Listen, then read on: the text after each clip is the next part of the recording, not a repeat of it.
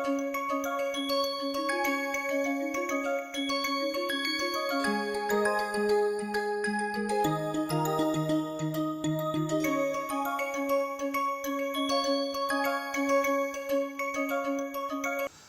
friends, so we are into our, here it is written, it is 11th week and the topic is risk conscious maintenance management, and here we will be discussing a strategy for risk conscious testing and maintenance management.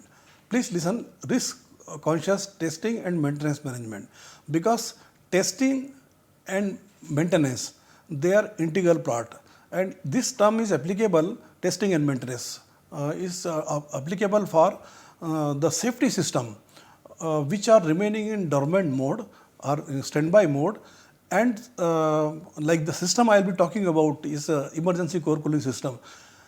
In many plants it is not required all through the lifetime of the plant, because LOCA is a very rare event. So how to ensure its availability?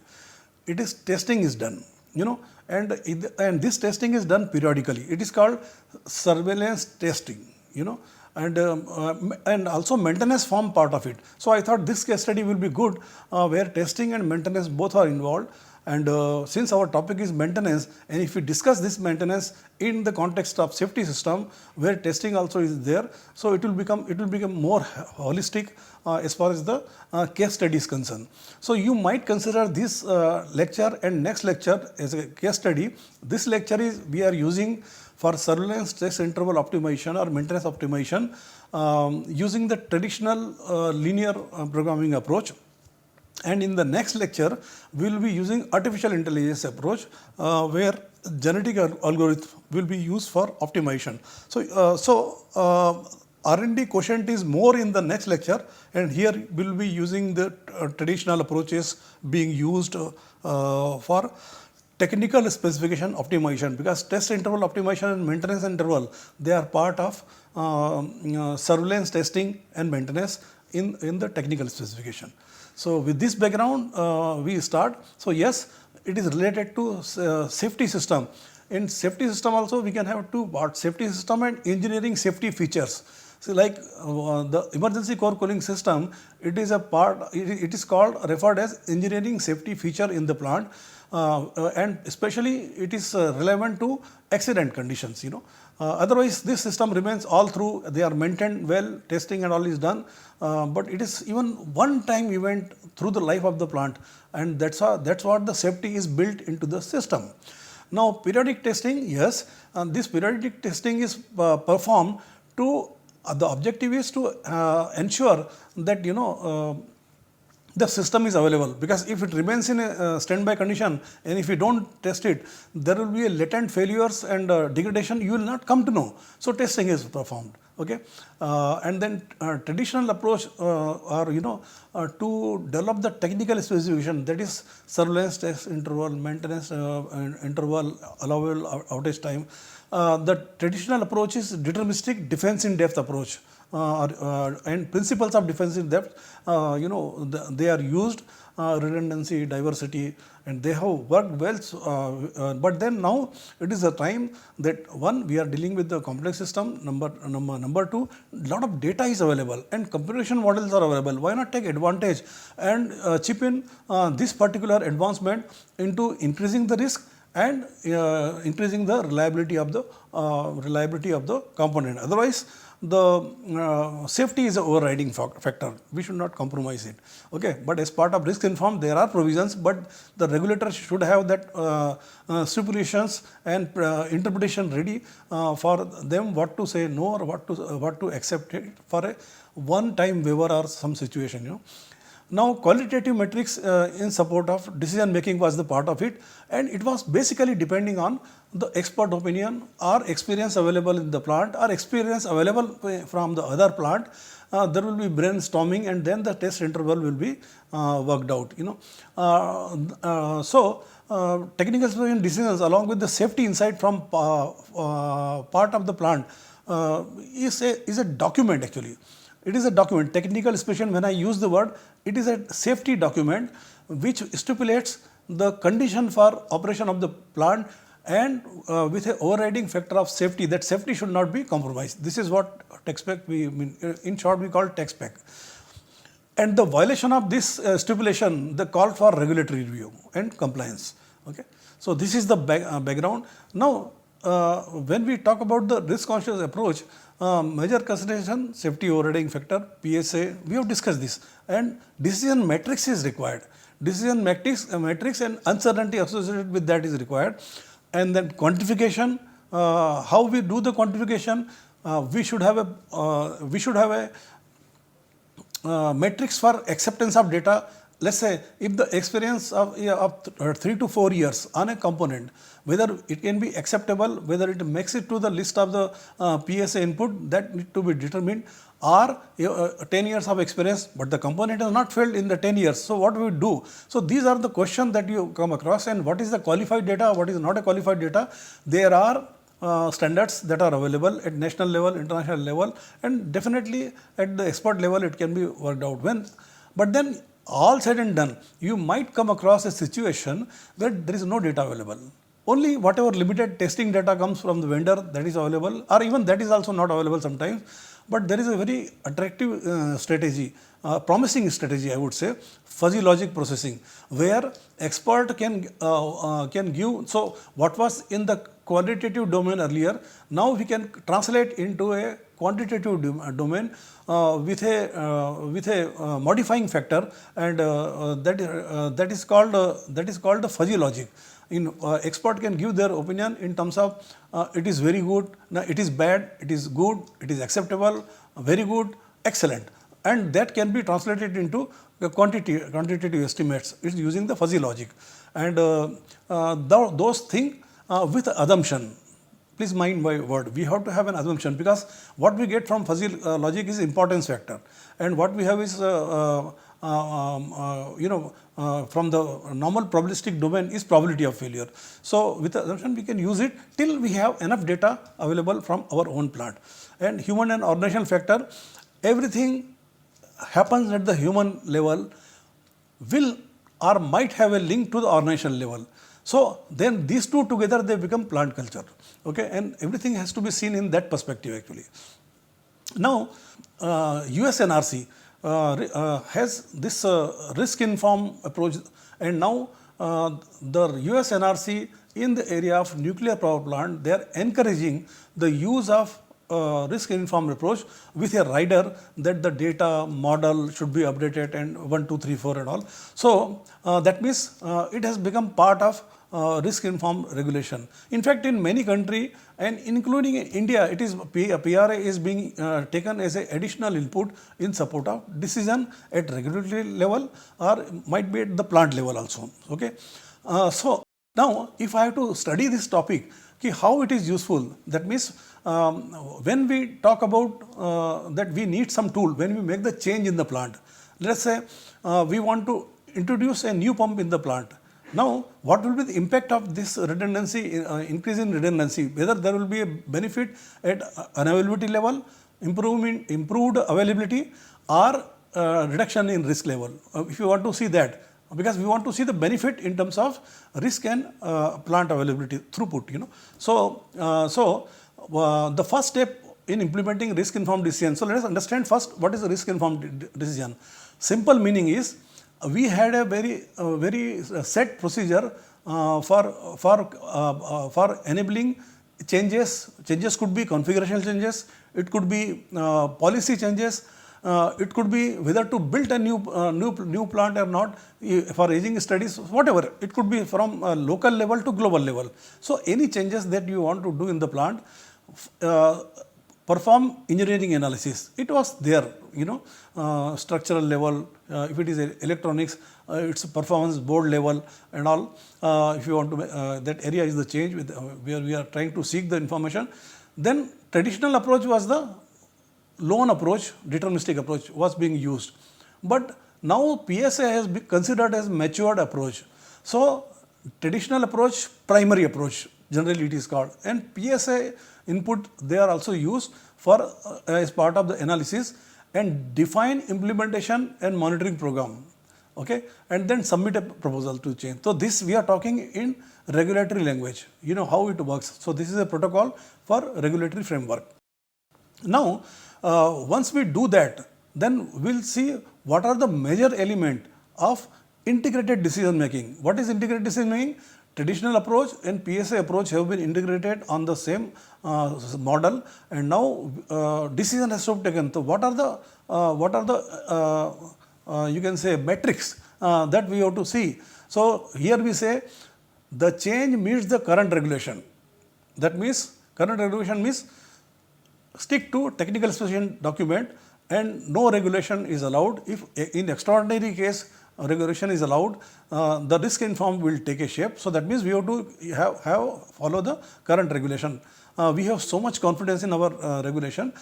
Change is consistent with the defense in depth. Defense in depth should not be diluted. If you ask me a translation of it, okay. So defense in depth should not be compromised, okay, and then maintain sufficient safety margin. Now this sufficient word is something that is brainstorming happens at the regulatory end, and whether that sufficient is going in plus direction or minus direction, that margin is reducing, tending to reduce the margin or increasing, and if the margin is reducing, whether it is having any implication, and then role of PSA comes. So proposed increase in CDF or risk are small. You see such a powerful gain here is small and it has been defined. I'll show you one, I think I have discussed this also earlier. That is the core damage frequency is this much and change in core damage frequency at y-axis is this much, then it is a domain where we can make the changes, otherwise it becomes prohibitive. So those things are all manipulated. We'll see in pictorially how it is implemented, and use performance measure and strategies to monitor. Even though if you have made a change implementation, you have to monitor it and see that things are as per the expectation, you know. So now we have risk informed approach that we have discussed here, and then this particular part also we have discussed.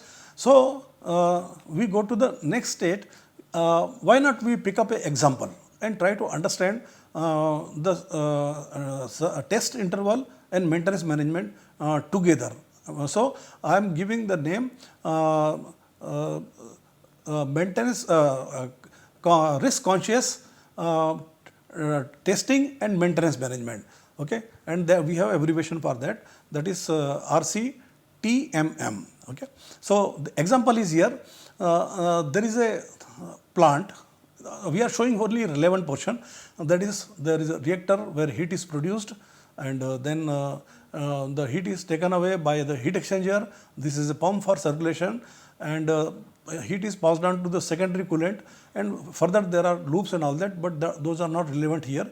What is relevant for us is a closed circulating loop over here, and if any rupture or any breach occurs on this pipeline, these pipelines may very high diameter pipelines, okay, and let me tell you, this is a very rare event that we are talking about. Please note this. And then, so if any rupture occurs here, so this system will get void, and that situation should not come, you know. So what happens is, this is a emergency core cooling system, okay, and it is a tank at certain elevation where the moment there is a signal that inventory is depleting from here, first reactor will shut down, come to the safe state, and then second signal will go to this system. That even logic also I have not shown here, because again they are not relevant directly. Otherwise it will become a very big presentation actually. So what will happen is, there is a water in the tank. If it is not there, there is a valve here, and which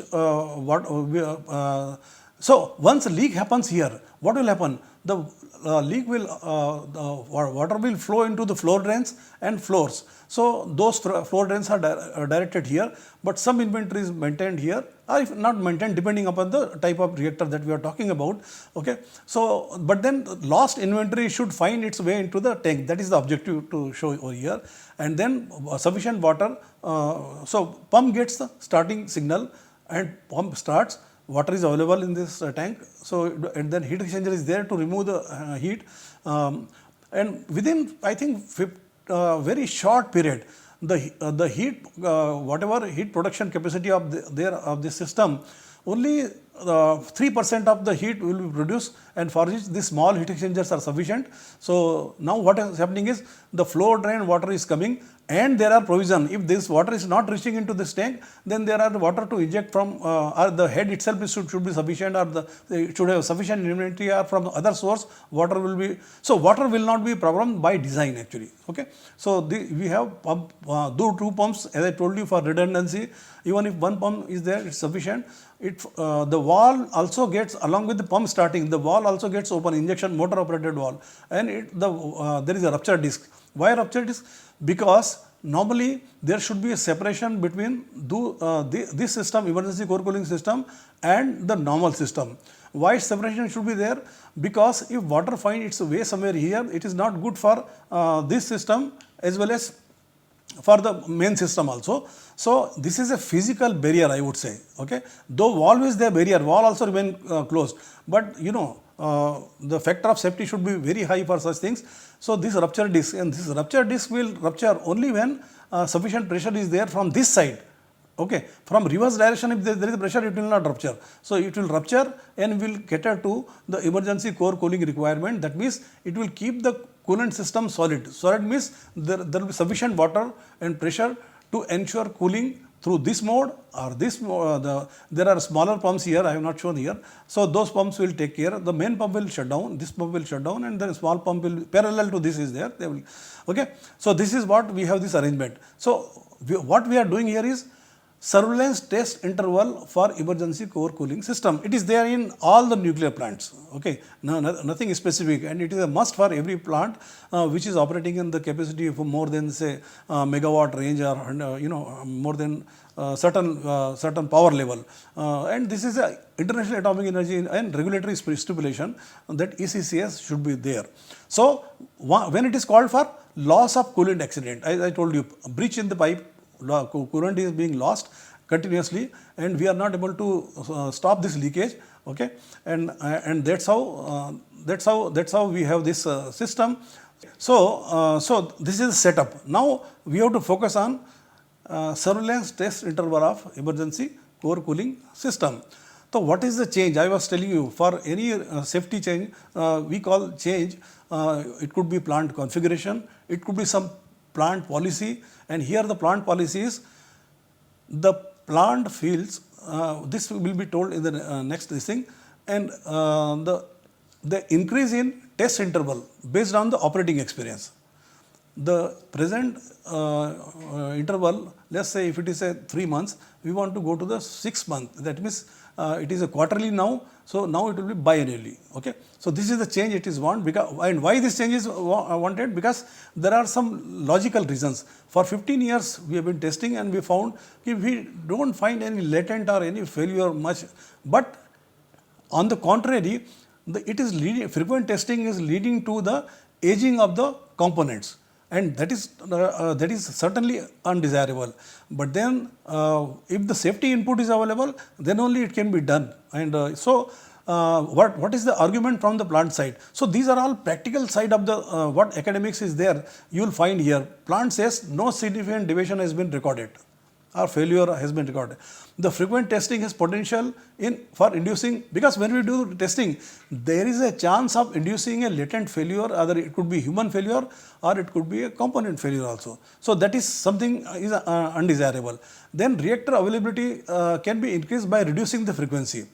Of course, if you have less number of testing, then that period is, if the availability of this we will be seeing in depth, you know, whether the system availability apportionment should be taken into account or not taken into account, that we will discuss. But a straightforward thing is, if we do less testing, that means that much availability can be apportioned to reactor or plant operation. Aging of component, I told you that will reduce, and component monitoring system can be implemented. And even if we have a doubt, there can be online or offline or symptom monitoring that can be done, so that we don't have new surprises actually.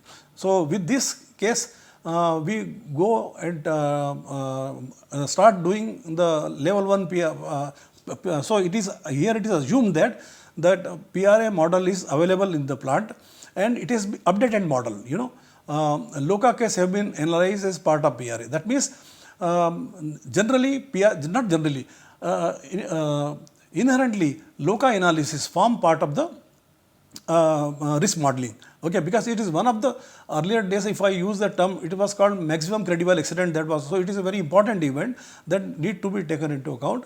And then assumptions are what for this plant safety characteristics such that severe or catastrophic event have very low probability. It is a very big insight. If I have operated the plant for 15-30 years and this event has not come and we have sufficient margin available in our piping system and all and everything, we can make this assumption, and this can be sensitivity analysis can be done and tested its impact out. But then small leakages are possible which might cause minor LOCA, So these are the performance data, then we have to collect the additional data whatever and update the PRA model of the plant, and the same model will be used for running the simulation for this study, okay. And then there were no sign of aging, okay. Till we are going for this change, asking for this change, no aging symptoms were seen, okay. Okay, so now once we collect the data, and in data also, as we have learnt over and over, that common cause failure data are very important. So common cause failure and precursor common cause failures, precursor to common cause failure, that means some symptoms of common cause failure like flooding, if it is happening frequently in the plant, that could be one of the precursor. Humidity going up in the plant, then it could be a precursor. Human factor, that could be a precursor, some cultural thing which is being seen, and human performance data involving testing, maintenance, that brings in lot of input into this thing. And then hardware component failure, passive equipment failure. Actually passive equipment failure don't happen in this kind of system, but some sort of assumption is taken that okay, that it is less than 10⁻⁻⁶ or 10⁻⁻⁵, and with that we go ahead and we see the impact of that assumption also. Failure probability estimates were derived based on the performance. This is the bottom line. So, and once these data are available, because we had 10 to 15 years experience, as I mentioned for the case study. So we have data based on that. We have estimated failure rate or failure probability of the component. It is a centrifugal pump, 2 pumps parallel, then motor operated valve, there one valve we have shown in the in that injection loop. Ruptured disc was also part of the heat exchanger, small plate type. Plate type heat exchanger means normally we have tube type heat exchanger. There are some heat exchanger where plates are there. One side the hot fluid is flowing, other side cold fluid, and there is an area of this kind of arrangement, flow arrangement, and that is called plate type heat exchanger. So you can see the failure probability is very low.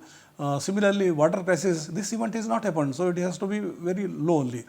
Recirculation failure, so all these probabilities have been estimated, and now we are on our job to create the fault tree analysis, fault tree for ECCS. So we have created, these are the no water rate pump suction. That means the tank, the water is not there in the tank, but the kind of provisions we have made, that probability is very low, this figure shows. And then you see that this injection train failure, this is the most dynamic type of failure. So you can see 4.2 and this will be the, I think one of the maximum driving figure here, recirculation failure, and then detection, INC, instrumentation and control. I have given the probability, but details, what is the instrumentation, I have not shown you. And it operates on two categories of alarms and trips, inventory loss and makeup flow. Okay. So from here, in fact, for each fault tree, there have been a detailed analysis running into 20 pages or so. So, but then there is no point in showing that analysis. Here we have to, for the sake of this particular illustration, this is enough. And the 5 into 10⁻⁴ is the probability of ECCS injection system. Okay. Now, and here when I say injection means I am taking recirculation also into account. That is, in perpetually injection and recirculation have been taken into account. And now you know that event tree. So in this event tree, this is the emergency core cooling system. It is coming here 4.8 into 10 to the minus 4. It is 5. I am saying here around 5, but actual figure I have given 4.8 into 10 to the minus 4. And then we have LOCA. You see 6 into 10 to the minus 4. When I say LOCA, here it is a minor LOCA. Major LOCA is less than 10 to the minus 4. Very low frequency. Okay. So there is nothing to bother about it. Major LOCA always gives, minor LOCA gives always more time for actions, and that's how the probability also. I have not shown the human actions that are required. And then secondary shutdown. So primary shutdown system, reactor brought to this secondary shutdown system, reactor is in same state, ECCS injection has come, and as usual the accident sequences are shown over here. So if everything is success, you have only LOCA, safe status. If any one system fail, then LOCA into ECCS failure. So like that, you know that how these frequencies are estimated, there also you know it. So if I add the available thing, leaving the safe side thing, it gives me a statement of core damage contribution from minor LOCA. This is in small nutshell I have to tell. So okay, so then risk conscious test maintenance management system. This matrix we have developed. So our objective was test and maintenance interval. Okay, so here we started from 1 month. Here it is in 1 month, and that is translated into 730 hours. So 1, 2, 3, 4, 5, 6. What was the change? Change was, request was there for 1 month to 6 months. So you can see here. Now I had told you one more thing, that if it is a plant and if it is in depressurized state during shutdown, that means, so whether the unavailability due to plant shutdown of the when testing is going on, when ECCS is not available, let us say it takes 10 hours, 12 hours or whatever, if that doesn't make any difference. Why? Because plant is shut down and ECCS is not available. It doesn't require. It is required only when the system is pressurized. Okay. So if I have this condition, then ECCS availability is given a waiver, you know, that due to testing. Okay. So we have taken here only random failure. So random failure, and this is the unavailability and core damage frequency with this input. This is the core damage frequency. So unavailability and frequency for this condition. But suppose if there is an argument, no, system should be available, even though it is depressurized. Though this argument is not tenable, but in safety you have to create a sensitivity analysis for this. So these two rows also were done, and CDF also we have implemented. So ECCS availability by testing and ECCS availability due to random failure. Okay, so you can see here, but this testing thing we had avoided here. So if my management agrees with this situation, I have this from this to this 1 into 10 to the minus 3 is the band, because this is the expected unavailability from safety system. Okay, and core damage frequency, since my core damage frequency was of the order of 10 to the minus 6, so I am well below this core damage frequency. That means the sensitivity of the ECCS to core damage is relatively less. Such a beautiful understanding we got from a integrated model of the plant. Okay, and this we are doing for what? We are doing for minor LOCA. So you have a lot of margins available here, because if my plant as per the stipulation, it requires 10 to the minus 5, then I have 100 times more. So this becomes for me a decision making thing. But even if I look at this aspect here, you see here the unavailability of due to testing, whatever is there, and these two gets added, you know. So it becomes 7.5. So here you, even though you are in the 10 to the minus 6 range, and here also you are into, but then CDF is remain. So management can take it all, because why this is coming? Because the frequency of the initiating event is so low, it might not happen, but the complete canvas is open for you and you can take the decision. The nutshell, one of the observation is that it can be extended if the data, the model and everything is taken into account. If these are the results, then 6 months it can be extended, because core damage is well below the stipulation, and this is that 1.1 10 to the minus 3 is also acceptable. there can be a effort to reduce it further, but it is not it is a like from safety system 10 to minus 3 is one of the stipulated thing actually. So this case study was very interesting, and the one I was telling you, finally a regulator has to take a decision. So once you submit it, they will see what is the change in core damage frequency, and they will also see what is the plant's, suppose if the plant's core damage frequency is 10 to minus 5, so for me this much area is available open. But as the code, if my plant's core damage frequency is 10 to minus 4, then it becomes, this change is prohibitive up to this, and if it is so if you go beyond, then this area becomes prohibitive, no change is permitted. But so if it is 10 to 5, then we have up to here actually, this one, okay. So this is, and because here changes are very small, but here the change is very high, so it becomes prohibitive. So this figure is dominating figure, what is the change for a reference level value of the plant, okay. So we have seen the risk conscious approach, risk conscious maintenance management, illustration of RCTM, and the RCTM is risk conscious test and maintenance management.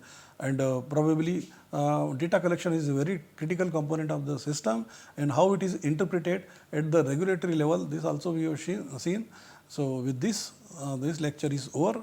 We will go to next lecture, wherein we will see that how intelligent approaches, because this is the time of using intelligence approach, and how we can handle a more complex problem compared to what we had here is a one objective functional. So that will be the next lecture.